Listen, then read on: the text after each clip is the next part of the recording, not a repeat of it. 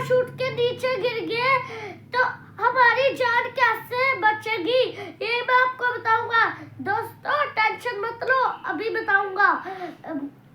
अगर हम बिना पैराशूट के, अगर हम एरोप्लेन से बिना पैराशूट के गिर गए तो हमारी 1 सेकंड में मौत हो जाएगी।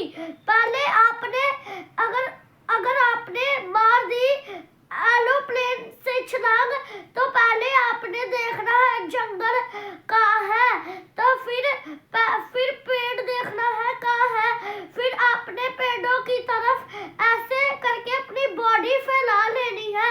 फिर हमारी 400 की स्पीड नहीं, 400 से कम हो जाएगी, 200 की स्पीड।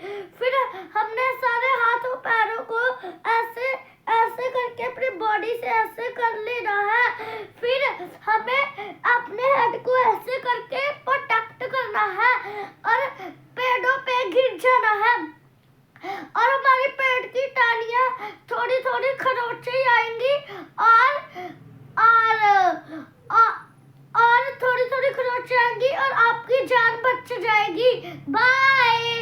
अगर ये वीडियो अच्छी लगी हो लाइक करना, सब्सक्राइब करना और कमेंट करना। बाय दोस्तों।